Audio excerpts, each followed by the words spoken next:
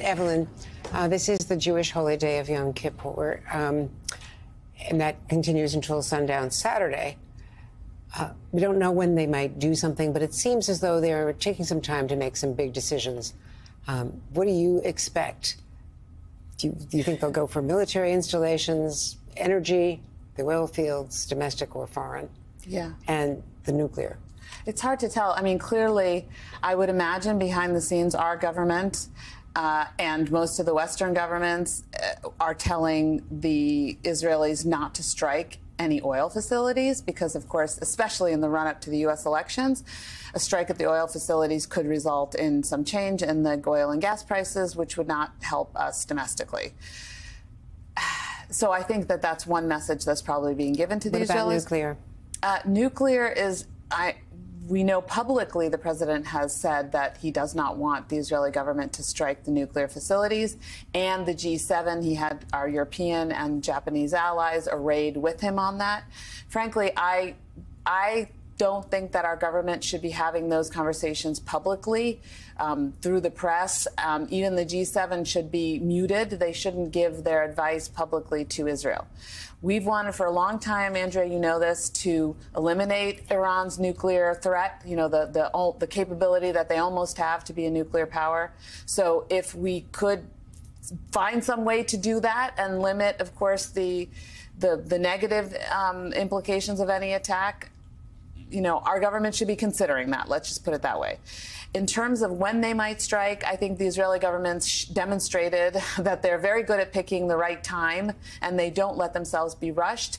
Frankly, even though it's a religious holiday, and this is a government that's more religious, you know, in its constitution, more conservative, I also don't think that the national security establishment of Israel would let that impact them if they think that the moment is right now during the high holy holiday. In fact, one former official very close to the government told me, you know, there are more than 600 daily laws that observant Jews are supposed to follow, and that the part of that is also that in matters of life and death, you can ignore the laws, and they could do it, but whether they would do it is another whole question.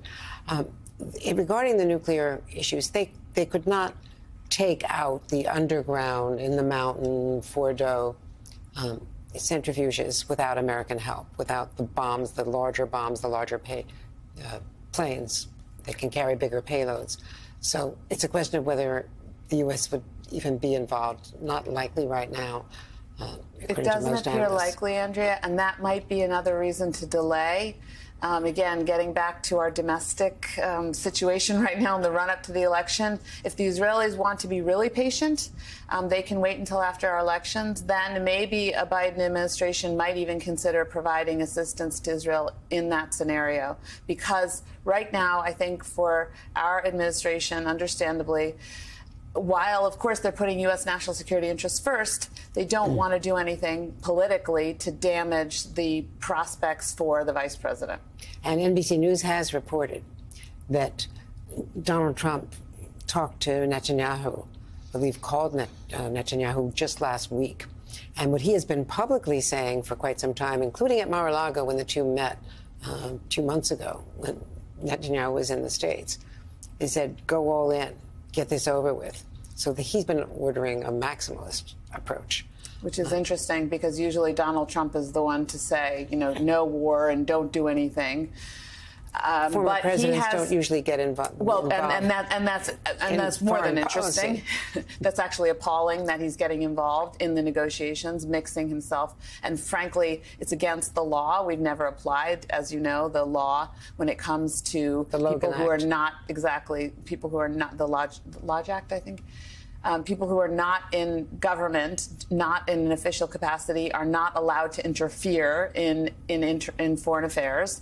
And clearly this is an interference. And we also know that Donald Trump, when he was in office, was very hands-off. He allowed Netanyahu and the Israeli government to kind of do what they wanted when it came to, frankly, the situation in the West Bank and the Palestinians.